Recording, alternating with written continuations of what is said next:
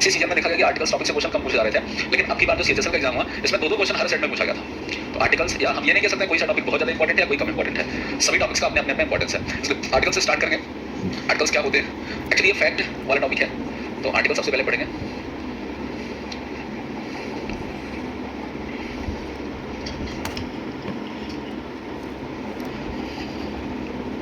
Articles क्या होते हैं? बेसिकली जब आर्टिकल के हिंदी मीनिंग की बात करें, है ना, सबसे पहले तो स्टूडेंट ये जानना चाहता है इसकी हिंदी मीनिंग क्या होती है कि नहीं। सभी टॉपिक जब आप नाउन पढ़ते हो तो नाउन का मतलब संज्ञा होता है, प्रोनाउन का मतलब सर्वनाम होता है, एडजेक्टिव विशेषण होता है। आर्टिकल्स का हिंदी मीनिंग क्या होता है? इंग्लिश लैंग्वेज के एक ही वर्ड के डिफरेंट टाइप के मीनिंग्स आते हैं। जैसे आर्टिकल का मतलब हम अगर लैंग्वेज में बात करें, ग्रामेटिकल पॉइंट ऑफ व्यू से ना करें तो आर्टिकल का मतलब निबंध या लेख होता है। अगर हम पॉलिटी वाले सब्जेक्ट में जाएं तो आर्टिकल का मतलब अनुच्छेद या धारा होता है। अगर आर्टिकल को सामान्य जनरल हाउस होल्ड के थिंग में देखें तो आर्टिकल का मतलब वस्तु भी होता है। समटाइम्स आर्टिकल का सेंस हम जनरली से भी लगाते हैं। तो एक ही वर्ड के कई सारे मीनिंग होते हैं, लेकिन यहाँ पर जो आर्टिकल है इनका इन सबसे कोई लेना देना नहीं है। इसका मतलब ये उपपद होता है, दैट मींस ये कोई डायरेक्ट पार्शियल स्पीच नहीं होता, ये एक पार्शियल स्पीच नहीं है। We can say that these are kinds of determiners. ये डिटरमाइनर्स के टाइप होते हैं। डिटरमाइनर्स क्या होते हैं? डिटरमाइनर्स वो होते हैं जो किसी नाउन के लिए कुछ डिटरमाइन करते हैं, दैट मींस क्या करते हैं? निश्चित करता है। जो नाउन के पहले कुछ निश्चित करते हैं उसे हम क्या कहते हैं? डिटरमाइनर कहते हैं। 3 आर्टिकल्स आपके होते हैं, का होता है, दूसरा होता है, तीसरा क्या होता है? द होता है। अब अगर बात करें आर्टिकल्स का यूज किया ही क्यों जाता है, तो मैंने कहा किसी बात को क्या करने के लिए? डिटरमाइन करने के लिए। जैसे आपने कहा आई एम आई स्टूडेंट, मैं एक स्टूडेंट हूं, यहाँ पर आप स्टूडेंट को क्या करना है? डिटरमाइन करना है कि मैं एक स्टूडेंट हूं। तो डिटरमाइन करने के लिए किसका यूज कर लिया? आ का यूज कर लिया। Articles are always use for noun. Articles कभी किसी दूसरे पार्ट से स्पीच के लिए नहीं यूज किया जाता है। अगर सेंटेंस में नाउन नहीं है तो आर्टिकल्स का यूज करना क्या होगा? गलत होगा। अगर आर्टिकल अगर नाउन आगे लिखा हुआ है तभी उसके पहले आर्टिकल आएगा, नहीं तो फिर आर्टिकल का यूज करना क्या होगा? अननेसेसरी होगा या तो गलत होगा। Because articles are always use for noun. ये हमेशा नाउन के लिए यूज किया जाता है। Position can be change. ऐसा जरूरी नहीं है कि आर्टिकल का यूज नाउन के पहले ही आए। पोजीशन उसकी एडजेक्टिव के पहले भी हो सकती है, एडवर्ब के पहले भी हो सकती है, दैट मींस पोजीशन कुछ भी हो सकती है, लेकिन यूज किसके लिए करेंगे? नाउन के लिए। एग्जांपल से समझे फिर आगे हम पढ़ते हैं। जैसे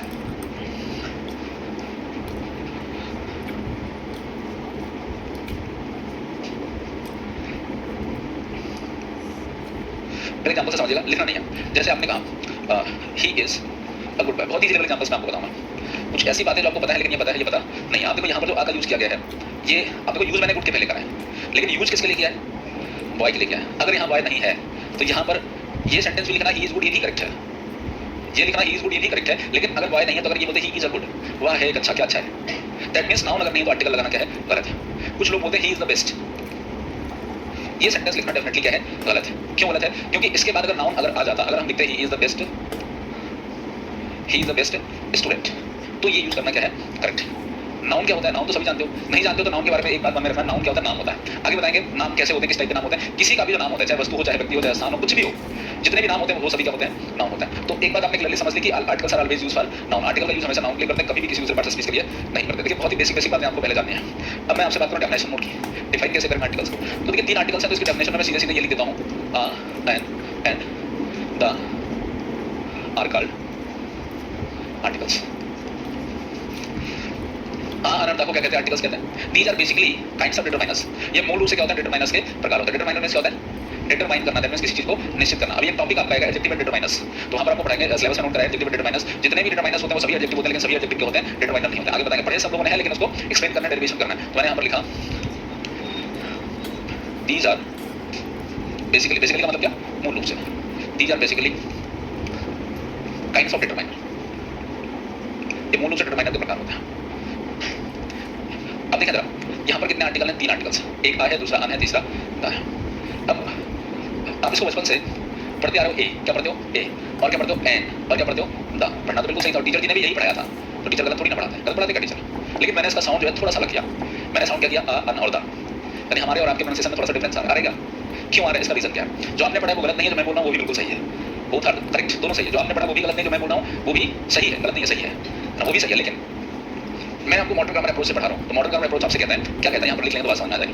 देखिए साउंड का टॉपिक है, यहाँ पर साउंड पर बहुत सारी चीजें डिपेंड करती हैं। साउंड को थोड़ा सा इसके हम समझेंगे। साउंड जानने का तो ये तो कंफ्यूजन आई वो तुरंत दूर हो जाएगी।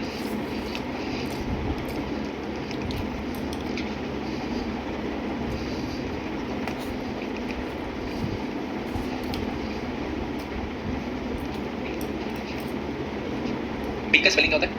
पीक तो होता है, एक क्या होता है? एक सप्ताह होता है, और एक क्या होता है? कमजोर होता है। तो ये कौन सा है? कमजोर वाला है। अगर आर्टिकल क्या लिखा है? अगर आर्टिकल इस फॉर्म में लिखा है, आप इसे जनरली क्या पढ़ते हो? ए पढ़ते हो, नहीं पढ़ते हो। और रिलेटिव ये है ना, इसका जो स्ट्रॉन्ग साउंड होता है, जनरली इसका जो स्ट्रॉन्ग साउंड है वो क्या है? ए है। लेकिन जो मैं पढ़ रहा हूँ वो मैं क्या पढ़ रहा हूँ? इसका पीक साउंड पढ़ रहा हूँ। ये जो शब्द है इसका जो स्ट्रॉन्ग साउंड है वो क्या होता है? ए है ना। और इसका जो पीक साउंड होता है वो क्या होता है? ये आर्टिकल है टी एच। इसका जो स्ट्रॉन्ग साउंड होता है वो होता है दी। इसका जो वीक साउंड होता है वो क्या होता है? दी और दा तो सब जानते हैं, लेकिन आ और अन में क्या डिफरेंस है? आ और अ क्यों पढ़ते हैं, इसके बारे में जानना। तो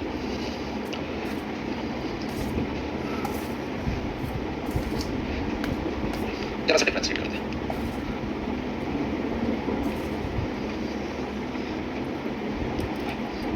अब ये वीक साउंड और स्ट्रॉन्ग साउंड का कॉन्सेप्ट क्यों है? देखिए हिंदी लैंग्वेज में, देखिए हिंदी में आपसे बोल रहा हूँ, I am talking to you in Hindi, है ना, हिंदी में आपसे बात कर रहा हूँ। हिंदी को जितने आराम से, जितने स्पष्ट, जितने क्लियरली बोला जाता है, हिंदी उतनी अच्छी लगती है।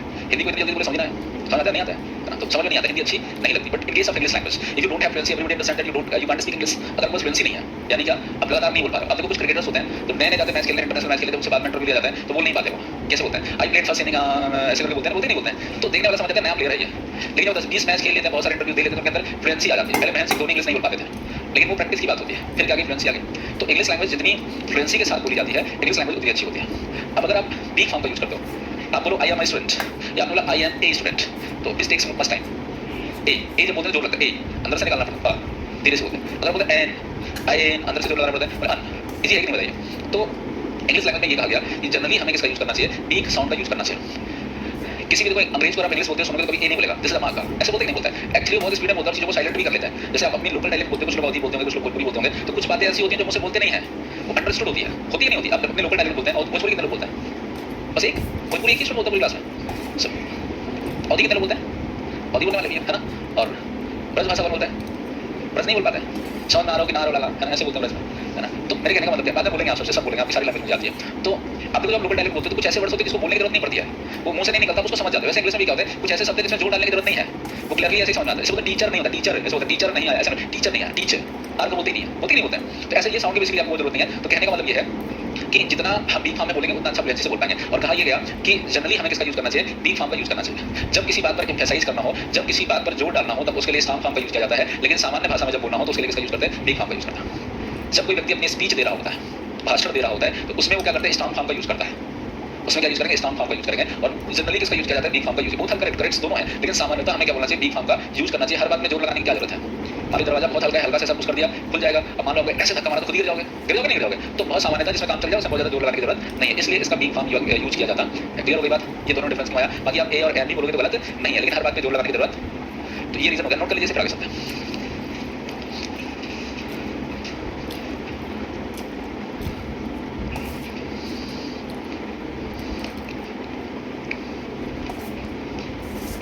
इसको नीचे कर दो, नीचे स्विंग कर रहा है, एक बार ठंडा लगता है, एक बार गर्म लगता है। टेम्परेचर मेंटेन कर दो ना, दिमाग तो ठंडा रहना चाहिए। रोक दो बस।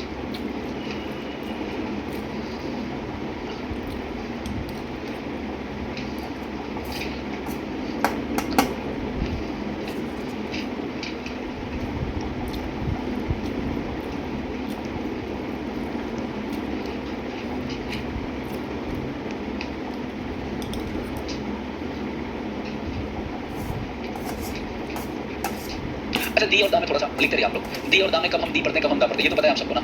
इसके पीछे क्या रीजन है? देखिए, जब कोई शब्द जो है लिखते रहिए, आपको मैं बताता रहा। इसके पहले एक रीजन है, दैट इज, इसके पीछे एक रीजन है। जैसे आपने अगर लिखा मैंगो,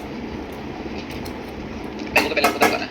अब यहाँ पर टीएच आपने लिख दिया, इसको अगर हम दा पढ़ते हैं तो कोई प्रॉब्लम है नहीं, द मैंगो, है ना। क्योंकि ये जब कोई word, if any word starts with consonant sound, अगर कोई शब्द कॉन्सोनेंट साउंड से स्टार्ट होता है ना, मैंगो कॉन्सोनेंट साउंड से आ रहा है, जब कोई कॉन्सोनेंट साउंड से स्टार्ट होता है तो उसके पहले टीएच को हम दा ही पढ़ते हैं। लेकिन अगर मैंने यहाँ पर कोई नहीं, कोई भी ले लेता है, वावल साउंड वाला वर्ड अगर लिखा, मैंने लिखा अम्ब्रेला। अब यहाँ पर आपने पढ़ा क्या? दम्ब्रेला। अब पढ़ा दम्ब्रेला, तो दम्ब्रेला दा कभी स्टार्ट हुआ, अम्ब्रेला कभी स्टार्ट हुआ, पता चला दा कभी हुआ, अम्ब्रेला कभी स्टार्ट हुआ, दम्ब्रेला। आ रहा है कि नहीं आ रहा है? लग रहा है एक ही वर्ड है। तो दोनों को डिफरेंशिएट करने के लिए कहा गया कि जो वावल साउंड आते हैं, उनको जो वावल साउंड से स्टार्ट होता है उनके पहले इसको स्टार्ट साउंड को पढ़ेगा तो अंतर इसका दोनों का साउंड आ जाएगा। बोले दी अम्ब्रेला अलग हो गया कि नहीं हो गया? बोले द ऑरेंज पढ़ने में दिक्कत हो रही, दी ऑरेंज पढ़ने में, द एप्पल पढ़ने में, दी एप्पल पढ़ने में आसान है। तो जो वावल साउंड से स्टार्ट होते हैं उनके पहले इसको क्या पढ़ते हैं? दी पढ़ते हैं, और जो कॉन्सोनेंट साउंड से स्टार्ट होते हैं उसके पहले इसका पढ़ते हैं? द पढ़ते हैं। लिखिए आप सभी ने।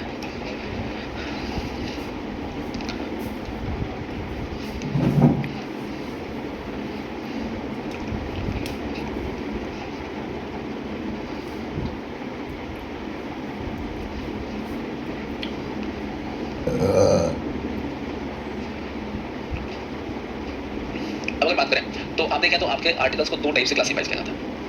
आर्टिकल आपके तीन है, लेकिन इनको दो टाइप से क्लासिफाइज करते हैं। आ और अन जो है, इसको हम क्या कहते हैं? इसको हम इंडेफिनिट आर्टिकल कहते हैं। और दा को हम क्या कहते हैं? Definite article. इसके पीछे क्या रीजन है? आ जाता है काइंड्स ऑफ आर्टिकल्स।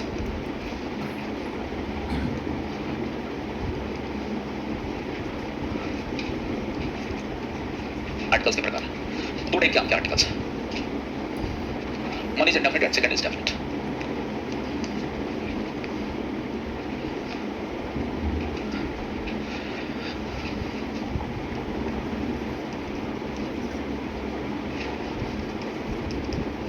इंडेफिनिट में कौन से आते हैं? ये जो आपका आ एंड अन है इसको हम इंडेफिनिट में रखते हैं। ये टीएचसी जो है था इसको हम किस में रखते हैं? डेफिनिट में रखते हैं। अब क्या रीजन है कि इसको इंडेफिनिट में रखते हैं और इसको डेफिनिट में रखते हैं? इसको भी तो डेफिनेट और इंडेफिनिट दोनों को एक्सचेंज भी तो कर सकते थे। इसके पीछे भी तो कोई रीजन होगा कि नहीं होगा? पढ़ेगा भी आर्टिकल्स, किसी वजह से 12th पास किया होगा तो पढ़ा जरूर होगा, है ना?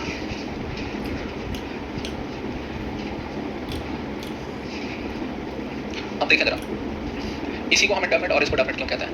एक सामान्य सी बात, जैसे आप क्लासरूम में है ना, आपने पहली बार किसी टीचर को देखा, मुझे देखो, मेरा एग्जाम्पल है, मुझे देखा, मान लो आप मुझे नहीं जानते थे, वैसे भी नहीं जानते थे, है ना, एडवर्टीजमेंट नाम लिखा होता है, कल देख लिया करो टीचर्स को। आप आए पहले दिन क्लास लेना है, शायद मैंने पहले दिन तो क्लास नहीं ली थी ना, अच्छा इसको फर्स्ट डे से ले रहे थे, कोई दूसरा वैसा बोलो, तो मान लो मैंने क्लास लिया, अब मेरे को नहीं जानते थे, आप घर गए, आपके फ्रेंड ने, आपके किसी ने पूछा आज क्या पढ़े, बोले एक इंग्लिश वाले टीचर ने पढ़ाया, क्या बोले? टीचर टाटस, एक टीचर ने हमें पढ़ाया, बोले कि नहीं बोलेंगे? एक टीचर आज मिले, तो एक टीचर क्यों बोला? क्योंकि मैं आपके लिए इंडेफिनिट था। मैं मान लो किसी स्टूडेंट क्लास में नाम नहीं जानता हूँ, किसी ने कोई कंप्लेन करी है, तो मैं मेरे मन से लगा कि एक स्टूडेंट कंप्लेन कर रहा था, अब मेरे लिए क्या थे? अनिश्चित हो। इन केस मान लो मैं किसी स्टूडेंट का नाम जानता हूँ, ठीक है, तो मैं उसके लिए ये नहीं बोलूँगा कि एक स्टूडेंट ने कंप्लेन करी। आपका क्या नाम है? हाँ, हर्षित, हर्षित बैठ जाए। तो अगर मान लो मैं हर्षित को जान गया, ठीक है, धीरे धीरे सबको जानता हूँ, मान लो मैं हर्षित को जान गया, अब मैं ये नहीं बोलूँगा एक स्टूडेंट ने कंप्लेन करी, अब मैं क्या बोलूँगा? हर्षित ने कंप्लेन करी, क्योंकि जब तक मेरे लिए डेफिनेट था तब तक हम आवर का यूज कर रहे थे, लेकिन जैसे डेफिनेट हुआ तब उसके लिए हम आवर का यूज नहीं करते। एक बेसिक सा कॉन्सेप्ट ये कहते हैं कि प्रॉपर नाउन से पहले आर्टिकल का यूज नहीं करते, यानी किसी का फिक्स नेम है तो अब ये नहीं बोले हर्षित था, हर्षित ने कंप्लेन किया, ये नहीं बोलना है, प्रॉपर नाउन से पहले नहीं लगाते हैं। लेकिन अब ये भी नहीं बोलेंगे एक स्टूडेंट ने कंप्लेन किया, बोलेंगे हर्षित ने, अब ये नहीं बोलेंगे स्टूडेंट ने कंप्लेन करी, बोलेंगे क्या? यानी जब हम किसी से पहली बार मिल रहे होते हैं या जिसे आप नहीं जानते होते हैं, आपके लिए वो इंडेफिनिट होता है। पहली बार इंट्रोडक्शन में आप देखो किसका यूज करते हो, खुद ही जनरल सी बात है, आवर का यूज करते हो। जब आपके लिए वो निश्चित हो जाता है, विशेष हो जाता है, तो उसके लिए किसका यूज करते हैं? द का यूज करते हैं। इसलिए द को हमने डेफिनेट की कैटेगरी में रखा है और अन को किसमें रखना है? इंडेफिनिट में रखना है। जैसे एग्जांपल से मैं क्लियर करता हूं, मैंने लिखा यहाँ पर, ये बहुत ही पॉपुलर एग्जांपल है, आई हैव अ डॉग। मैंने आपसे कहा मेरे पास एक डॉग है, मैं डॉग का क्या कर रहा हूँ? इंट्रोडक्शन कर रहा हूँ। कोई जानता है मेरे पास कैसा डॉग है? मैं आपसे बताइए ना, मेरे पास एक डॉग है, मैं अपने डॉग का क्या कर रहा हूँ? इंट्रोडक्शन कर रहा हूँ, कोई नहीं जानता है ना। लेकिन अब मैंने कहा the dog is black, dog क्या है? काला। कौन सा वाला? दुनिया में जितने डॉग है वो सभी काले तो नहीं है ना। मैं मेरे पास एक डॉग है, लेकिन डॉग कैसा है? कौन सा वाला? दूसरे डॉग की बात मैं नहीं कर रहा हूँ, मैं अपने वाले ही डॉग की बात कर रहा हूँ। मेरे पास एक है, वो आपके लिए इंडेफिनिट था, फिर मैंने उसी इंडेफिनिट को होता है वही वाला डॉग जो मेरा वाला है, वही वाला क्या है? काला है। तो ये क्या हो गया फिर इसका? ये निश्चित हो गया। और जब निश्चित हो गया तो उसके लिए किसका यूज करते हैं? द का यूज करते हैं। जैसे एग्जांपल और लीजिए, छोटी छोटी बातें धीरे धीरे समझ में आती है, लेकिन समझ के सीख के चलना है। मैंने आपसे कहा स्टूडेंट्स आर लेबरियस। विद्यार्थी क्या है? मेहनती है। विद्यार्थी क्या है? मेहनती है। कौन सा विद्यार्थी? पता नहीं कौन सा विद्यार्थी, सारे विद्यार्थी, है ना। जब प्लूरल है, देखो जब स्टूडेंट्स लिखा है तो आवर का यूज नहीं कर सकते, क्योंकि उसका मतलब क्या होता है? एक होता है।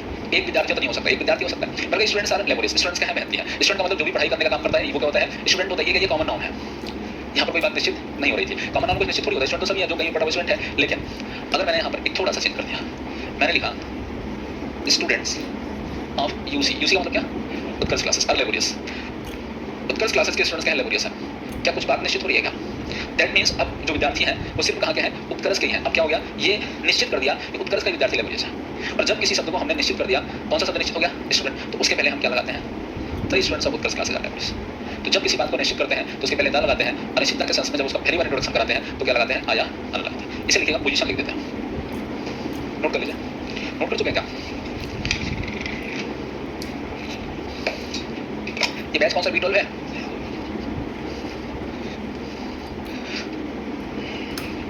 एप्लीकेशन चलने लगा आप सबका? वीडियोज आ रहे हैं? अच्छा,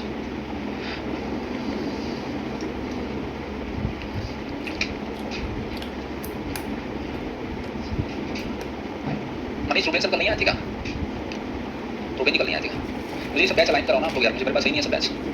एप्लीकेशन में मेरे होना चाहिए ना, ना तो B12 है ना तो B10 है। पता ही नहीं रहता मैं क्या पढ़ाया क्या नहीं किस बैच में। इस बैच को अलाइन करना चाहिए, देखिए किस टीचर के पास कौन सा बैच है।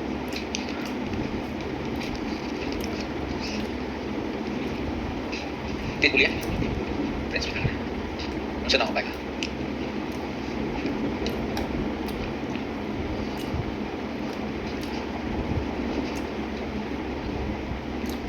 हो गया? नोट कर चुके हैं?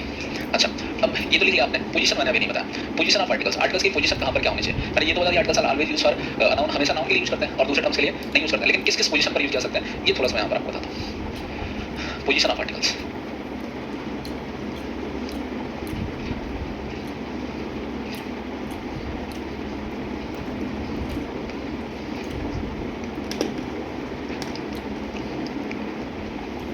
कौन कौन सी पोजीशन आर्टिकल से बनती है?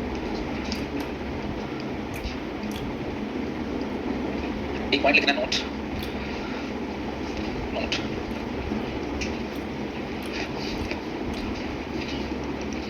आर्टिकल्स आर ऑलवेज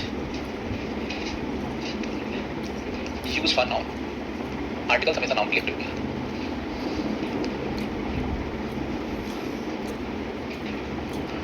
अब पोजीशन क्या क्या हो सकती है?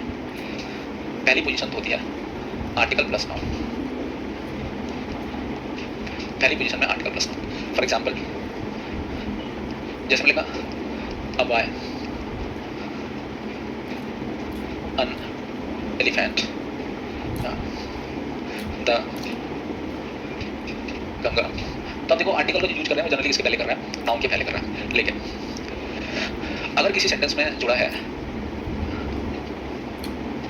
एडजेक्टिव फिर है नाउन, तो अब ऐसी कंडीशन में जो आर्टिकल लगाएंगे हम उस एडजेक्टिव के पहले लगाएंगे। अब एडजेक्टिव पहले आर्टिकल फिर एडजेक्टिव फिर नाउन। फॉर एग्जांपल, इसका एग्जांपल इसके नीचे है। फॉर एग्जांपल जैसे आपने लिखा a good boy, an intelligent student, the longest river.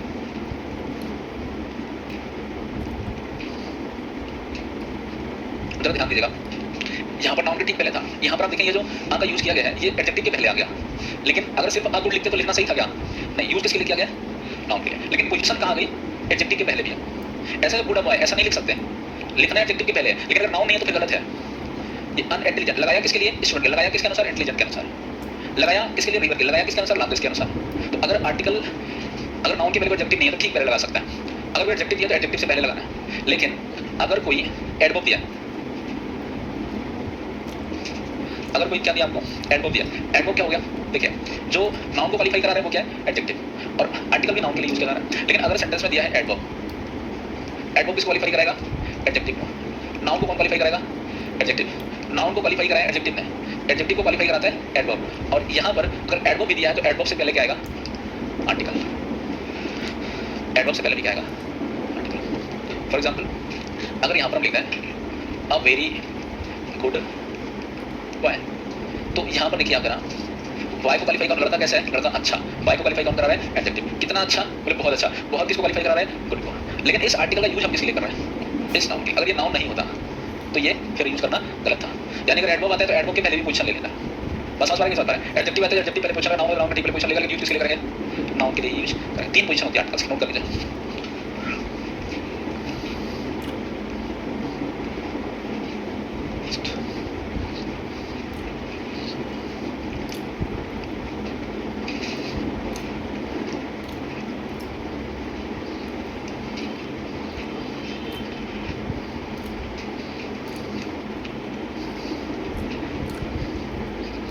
ये तो पोजीशन हो गई।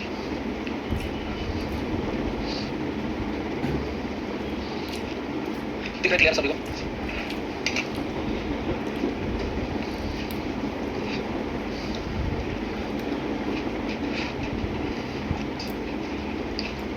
कर चुके नोट सभी? बोलिए। अच्छा, अब अगर हम बात करें यहाँ पर देखिए इंडेफिनिट आर्टिकल आपके 2 टाइप के हैं। एक आपका आ है और दूसरा क्या है?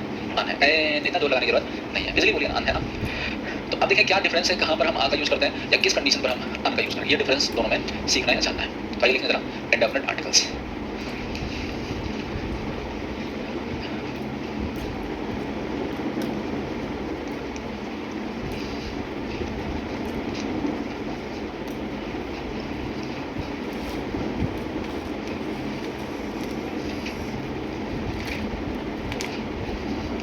दो टाइप के इंडेफिनिट आर्टिकल्स हैं, एक आपका अन है और दूसरा आपका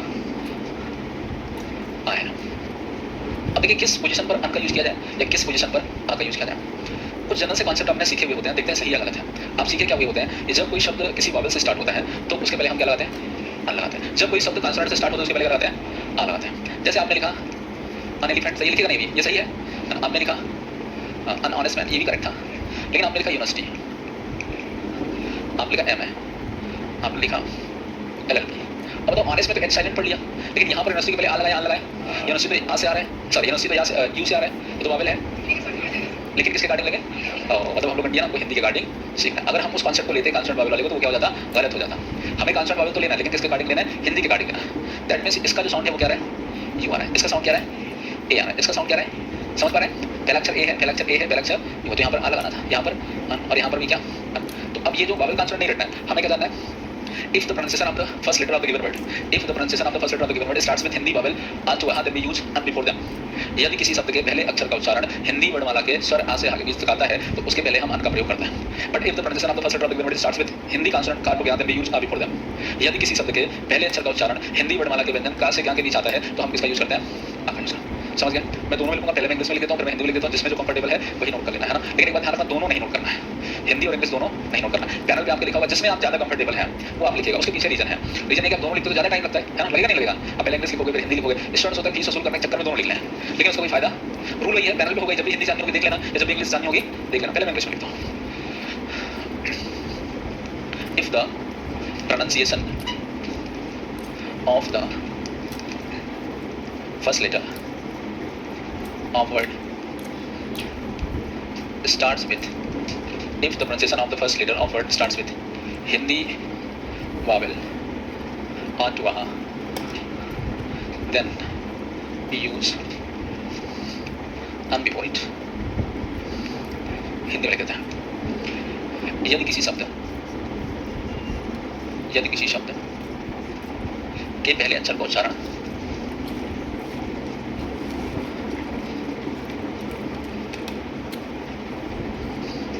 हिंदी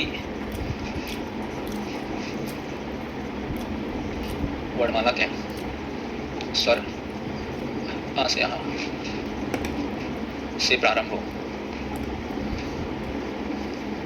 तो उसके पहले अन का प्रयोग किया जाता है।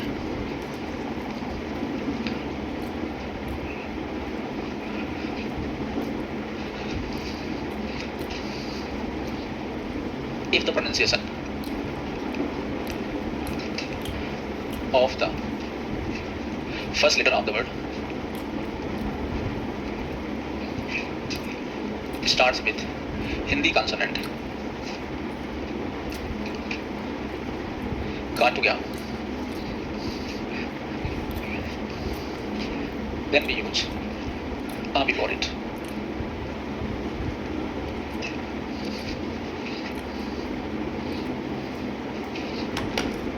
यदि किसी शब्द लिख पा रहे हैं, यदि किसी शब्द के पहले अक्षर का उच्चारण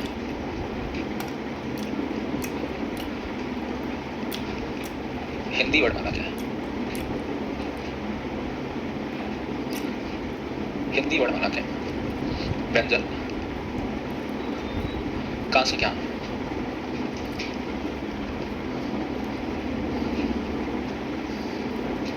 प्रारंभ हो तो उसके पहले आप अपने क्या था।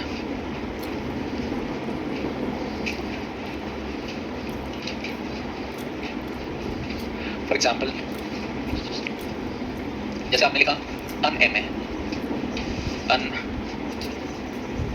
ऑनेस्ट मैन, इसका साउंड के लिए देते हैं एम, देखिए पहला अक्षर आ रहा है, ऑनेस्ट पहला अक्षर आ रहा है। यहाँ पर एग्जाम्पल दिखा अ टीचर, अ यूनिवर्सिटी, पहला अक्षर आ रहा है, टीचर पहला अक्षर ए आ रहा है, यूनिवर्सिटी। सारे वर्ड्स क्लियर दिख रहे हैं ना।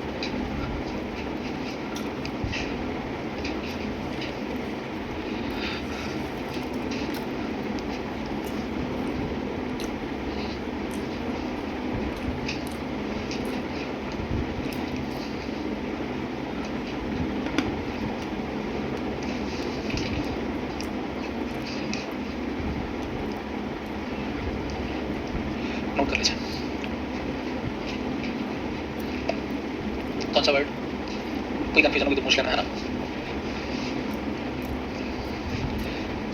बुकलेट मिल गई आप सबको, कोई इंग्लिश वगैरह की मिली है सबको, उसमें देखना टॉपिक होगा आर्टिकल्स। पढ़ने से पहले क्वेश्चन ट्राई करना शुरू कर दो। देखो क्या कोई एक क्वेश्चन कर पा रहे हो, आज घर पे जाकर एक क्वेश्चन करना, देखो कोई ये कर पा रहे हो, या पढ़ने के बाद फिर कितना कर पा रहे हो, या कौन से क्वेश्चन नहीं कर पा रहे हो। ये सब सारी बातें आपको खुद को पता होनी चाहिए। जैसे आपको कोई बात नहीं आ रही है या नहीं समझ में आ रही है, तो ये आप ही को पता होगा, मेरे को पता नहीं होगा, होगा क्या बताइए। ये तो आप ही जानोगे मुझे क्या या क्या नहीं है। ये खुद को अपने अंदर से निकालना है, मुझे क्या आ रहा है क्या नहीं आ रहा है, तो आपको उसके बाद क्वेश्चन पूछना। ठीक है, ये लिख चुके हैं सभी। Let's have some examples. अगर कुछ एग्जांपल्स सीखते हैं, नोट करते चलेगा, बहुत स्पीड में लिखे हैं।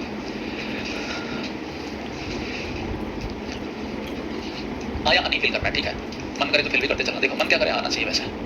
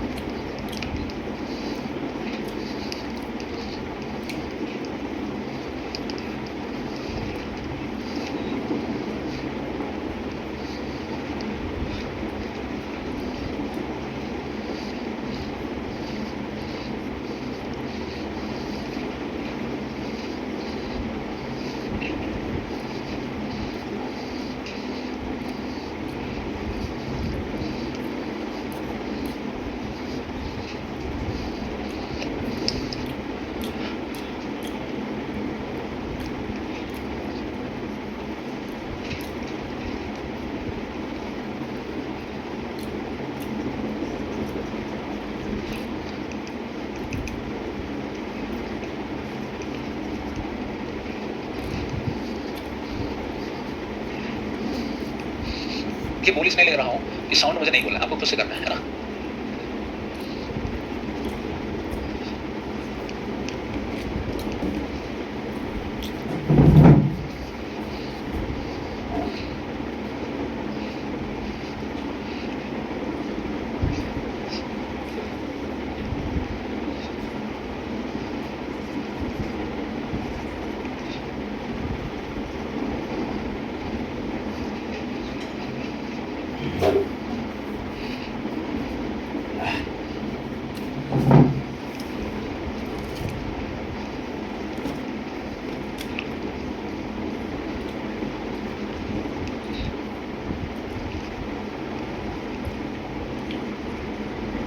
देखिए मैंने 16 लिख दिया और लिख दिया, इतना सफिशिएंट है।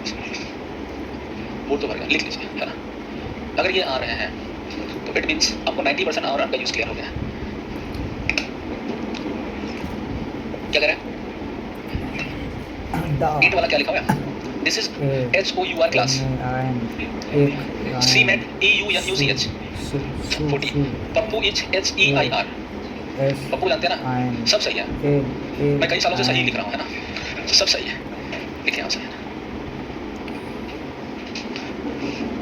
मैं एक बात सोच रहा था, वैसे बहुत सोचने की जरूरत नहीं है, इसको होमवर्क ही कर देते हैं ना। नहीं, इसको होमवर्क में चेक करेंगे, कुछ घर पे भी जाकर कुछ पढ़ेंगे ना, है ना। घर पे जाके पढ़ते हैं, रख दिया उत्तर से कोचिंग कर लिया, हो गया काम खत्म, ऐसा तो नहीं सोचते हैं।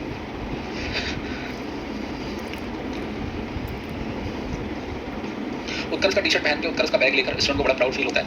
एक दिन मैं ऑनलाइन क्लास लेके आ रहा था तो भारद्वाज बार के अंदर जो है 3-4 बच्चे उत्कर्ष का बैग लिए जो है, दोपहर मेरी ऑनलाइन सेंटर इधर नहीं, ऑनलाइन सेंटर वहाँ पर खालसा के पास, तो जाना होता है, तो आ रहा था 3-4 बच्चे भारद्वाज बार में उत्कर्ष का बैग में ऐसा वो रेडियम टाइप का चमकता भी है दूर से, चमकता नहीं वो जो ब्राइट कलर का है, दूर से देख के पता चल गया उत्कर्ष का स्टूडेंट है। लेट हो रहा था, फिर दूसरे दिन फिर गए, उस दिन लेट हो रहा था मुझे, दूसरे दिन फिर गए, लेकिन दूसरे दिन नहीं मिले, तब से इंतजार नहीं किया किसी का, है ना। ठीक है, तो ध्यान रखें बैग और टी शर्ट अगर आपके पास है तो कोई ऐसा कार्य न करें, क्योंकि मैं भी टहलता रहता हूँ इधर उधर क्लास लेने के लिए, है ना। और मैं सारे स्टूडेंट, अभी तो एक हफ्ते हुआ वो आप सबको, मैं सारे स्टूडेंट को पहचानता हूँ, मैं मोर देन 90% स्टूडेंट का नाम जानता हूँ। धीरे धीरे आपको बैच का जानना होगा, मुझे 4-5 दिन धीरे धीरे जानेंगे, है ना। तो 90% ज़्यादा स्टूडेंट का नाम, क्यों मैं जानता हूँ कि नहीं जानता हूँ, बताओ, जानता हूँ 90% ज़्यादा स्टूडेंट का नाम जानता हूँ मैं नाम लेके बुला देता हूँ, टहलते मिलते हैं, ध्यान रखना, डिसिप्लिन बहुत जरूरी है। हो गया टाइम अभी, चलिए इसको करके जरूर आइएगा, जो गलत होगा हमको देखेंगे, फिर इसके कुछ कॉन्सेप्ट बताएंगे। अभी के लिए इतना ही, थैंक यू।